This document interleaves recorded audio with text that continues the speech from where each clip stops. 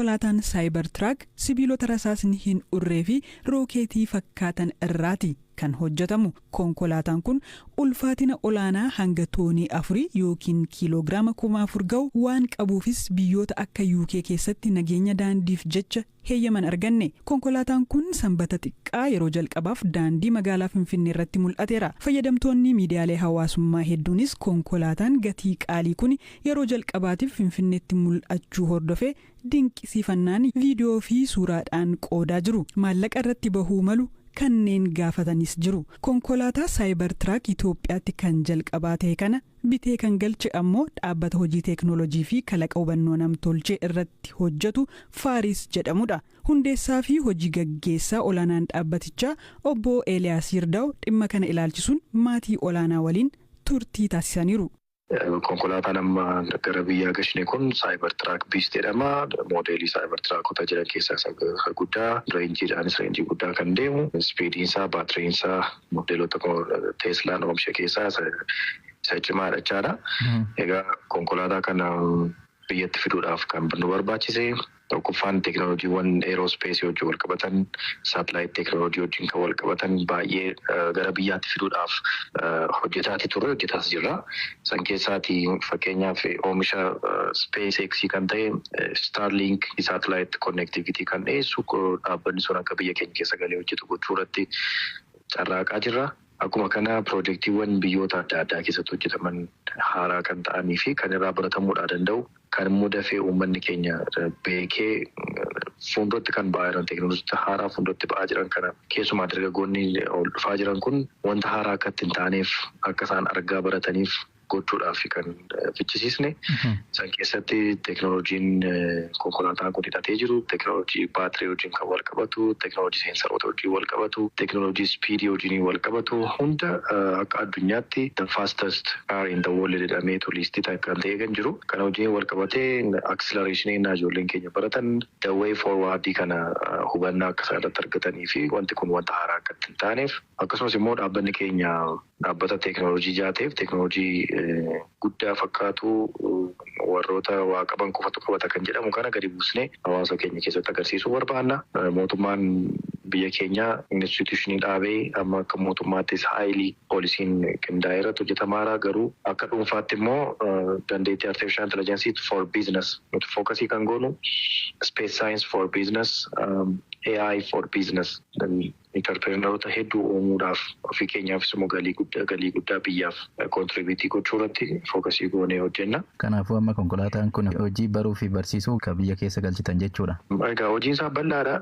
Tokkoffaan dargaggoota baay'ee qabna of jalaa fakkeenyaaf akka biyyaatti gifted and talented ijoollee jedhaman piroojeektii qabannee jiruun akka biyyaatti dargaggoota jiran nutu kaarikulamii keenyaan tireeningii kenna. Amma sana keessatti tokkoffaan capacity building and knowledge transfer sanaaf baay'ee gargaara. Kan lammataa immoo research and engineering tiimiin immoo qabu divisionii qabna. Research and engineering divisioniin immoo riisarchoota gara fuulduraatti ta'an fakkeenyaaf konkolaataa oomishuu otoo hin ta'in teeknooloojii konkolaataa warra oomishaniif dhiyaatu kanneen akka seensaraa wajjin wal qabatee jiru, kanneen akka artificial intelligence tuuloota wajjin kan wal qabatee jiru isaan sana oomishuu irratti tiimii hojjetu qaba. Dhaabbanni keessan konkolaataa kana yoom gara biyyaatti galchee amma biyya alaatti illee namoota qabeenya guddaa qabantu konkolaataa kana bitataa namni Itoophiyaa jiru bitachuudha hagam ta'uu danda'a waan jedhu irratti sutuu nutti himtani.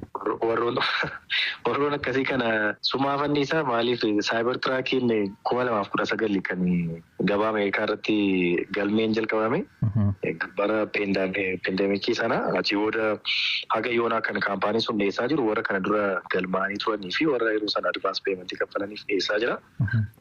Biyya Ameerikaa dhaabbatanii fiduun very challenging yoo ta'uudha baate immoo namoota kana dura galmaanii advance payment kaffalanii eegaa turan irraa qarshii dabalataa kaffalteetu kanatti konkolaataa sana bittu. Otoo fakkeenyaaf adeemsa sana fayyadamne jaateef kaampaaniin sun piraayisii kan kootadhee kan inni weebsaayitii isaarra kaawwate jira.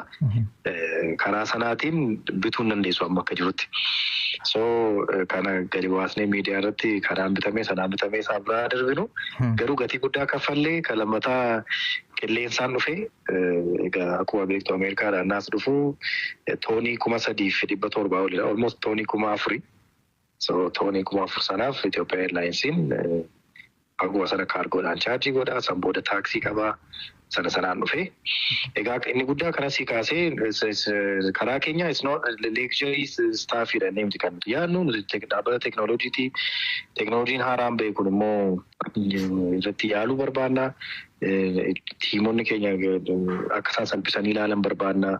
Sanuma keessa immoo fayyadamuudhaafis kanaan appoonuu qabame.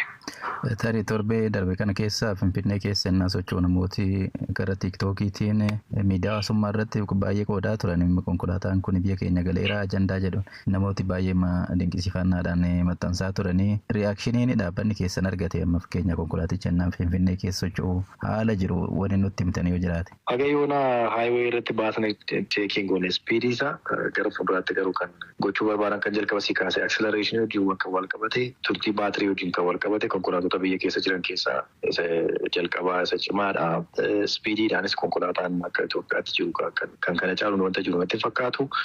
Isaan kana akka barumsaatti akka ta'uuf yaadna. Riyaakshiniin namaas kan wajjin kan wal qabatedha. Odeessa aanuun Ameerikaatti godaantonni eeyyama hin qabne yookiin seeraan ala jedhaman gariin biyya isaaniitti yoo argaman kanneen 1,000tti siqan immoo hidhamaniiru. Doonaald Tiraamp aangootti erga deebi'anii kun lakkoofsa guddaa ta'uu dhaabbati immigireeshinii biyyattii ibseera. Haalli kun lammiilee Itoophiyaa akkamiin miidhaa jechuun US'tti ogeessa seeraa kan ta'an Dooktar Daraaraa Ximootewoos gaafadheera. Namni eeyyama hin qabne jedhamu eenyu isa jedhu ibsuun eegalu. Warri eeyyama odoo hin qabaatiin Ameerikaa keessa jiraatanu warra yoo Ameerikaa dhufanu akka viizaan dhufan for example namni tokko viizaan dhufe guyyaatti deebi'uu qabu jira, guyyaa biyya ofii deebi'uu qabu jira. Yoo guyyaan sun dabaree suniin dudduuba namni suni eeyyama hin dhabaa jechuudha. Kan biraa immoo Ameerikaa karaa adda addaatiin seenanii karaa boorderiin seenanii daangaa Meeksikoo ta'uu danda'a, karaa Kanaadaan ta'uu danda'a, karaa seer malee seenanii eeyyama malee seenanii yoo lafa kan keessatti argamanii warri kunis eeyyama hin qabanu jechuudha. Namoonni baay'ee jira Ameerikaa keessa miiliyoonii 10 ol kan ta'an eeyyama malee kan Ameerikaa keessa jiraatanu namoonni akkasii jiran jechuudha. Mee namoonni amma dhimmi isaanii warri kooluu galtummaanis ta'e baqattummaan achi jiran dhimmi isaanii mana murtiitti dhiyaate yookiin immoo dhaabota Ameerikaa kamirratti iyyuu dhiyaate adeemsa keessa kan jiran warra kanaan ilaallata amma waan Tiraamp murteessan kun. Kun gaafii gaariidha. Namoonni akkuma isin jettee namoonni baay'een dhimmi isaanii mana murtii keessatti ilaalamaa jira. Warri kuni baay'een isaanii karaa seeraatiin laalamaa gati jiruu fi akka namoota eeyyama hin qabnetti lakkaa'aman. Maaliif jettee seerii ilaaluu jira. Akka seerii murteessuutti ammoo akka isaan hojjetan akka isaan jiraatan eeyyama kennaniif jechuudha. Warris mana murtii yookaan mootummaan Ameerikaa akka warri kun as ta'anii hojjetan akka murtii argatanutti akka isaan jiraatanu akka isaan hojjetanu waraqaa kennanii fi kanaaf warri kun warri eeyyama hin qabne jechuu hin dandeenya. Lammiilee Itoophiyaa yookiin immoo baha Afrikaa irraa namoota deeman hagam ilaallata wanta kana quba qabdu. Nama akkas rakkina akkasii keessa daboo jiru kabee kun qabu. Garuu ammoo namni biyya keenyatti dhufee Ameerikaa keessa jiraatu lakkoofsi isaa guddaadha. Kanaaf namoota kan keessatti miidhaan itti dhaqqabuu danda'u hin jiran jedhee yaada. Ebiiraaf kan dhufaniin dudduuba eeyyama ittiin jiraatanuu adda addaa qabanii namoonni karaan ittiin argatan keessa tokko TPS jedhama. TPS jechuun yeroo fi namoonni akka Ameerikaa keessa taa'anii hojjetan waraqaa kennanuu fi eeyyama kana namoonni Itoophiyaa dhufanii akka ittiin fayyadamu pirezidaanti Baayiden eeyyame ture. Kanaafi namoonni baay'een TPS kanaan kan jiraatan jiru. Tiraampiin ammoo waan kana hin kaasaa jedhee yaada. Kanaafi namoonni baay'ee yoo Tiraampiin TPS kana namoota irraa kaasee waraqaa eeyyamaa ka TPS jedhamu temporary protected status jechuudha. Eegirraa fuudhuu jalqabee namoonni baay'ee rakkoo keessa seenanii jedhee yaada. Kan biraa ammoo namoonni as jiraatanii odoo waraqaa hin argatan waggaa dheeraaf jiraatan jiru. Karaa seeraatiinis yaalanii warri dhaban jiru. Warra kana eegii mootummaan qabee biyyatti erguu danda'a jedhee yaada. Warra yakkii adda addaa keessa argamanii for example warra akka green card iyyuu qabatanii namoonni Ameerikaa keessa jiraatanu for example waa'ee akka yakki diraagii irratti qabanii yookaan ammoo yakka fraud kan jedhamu fraud jechuun yookaan hattummaan namoonni waa'ee akkasiin qabee mootummaan qabee warra kana biyyatti erguu danda'a dipoort godhuu danda'a. Kanaafi namoonni wanni akkasii ilaallatu of eeguu qabdanii kan biraa green card iyyuu qabatanii odoo Ameerikaa keessa jiraatanillee yakka irraa of eeguun baay'ee guddoo barbaachisaadha. Eegii yakkaan isaan qaban ammoo daftanii looyer qabachuu qabdanii furmaata itti argachuu dandeettan. Yeroo Joo Baayidenis yeroo Obaamaas namoonni biyya baafamaa turanii kan Tiraamp kun bulchiinsota lameen sanarraa akkamiin addadha akkamiin immoo godaantota biyya sana jiran addatti miidhuu danda'a jettusin. Kun gaaffii baay'ee gaariidha. Tokkoffaa Tiraampiin akkuma aangoorra dhufetti ajajoota 10 executive orders kan jedhaman waa'ee immigration irratti baasee jechuudha. Eegisuun booddee ammoo maal godhee yeroo Baayiden yeroo Obaamaa namoonni dipoort godhamaa turan dhugaa nam baay'eetu nam guddootu laf kanarra dipoort godhanii lafa ofii galchan. Obaamaa nam miiliyoonii 4 dipoort godhee jira.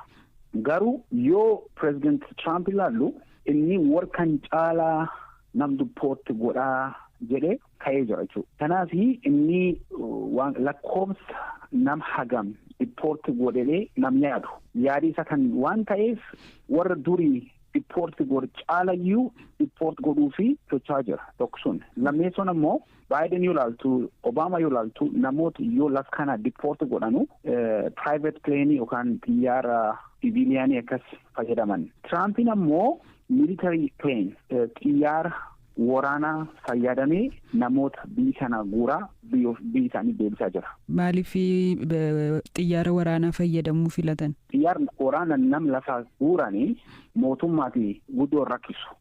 Ka xiyyaara waraana kan ta'een yoo deemanii dogongoranii nam sila laf keessa baasuu mal yoo baasanii nami laf keessa baasan suni warra xiyyaara kanayyuu karaa seeraan gaafachuu danda'a. Tiraampiin maal godhuu jira xiyyaara waraanaan nam biyya galchaa jira. Kan jechuun maal jechuu nami odoo sila galuullee malin yoo dogongoree pileenii sun kee galchan yookaan xiyyaara sun kee galchan deebi'ee namni suni mootummaa Ameerikaa seeraan gaafachuu hin danda'u fa'a. Ibaleera kanaafi akkuma beektaa bilisaan waan fedhan godhanuuf akka isaanii salphatuuf fedhanii akkan godhuu jiran.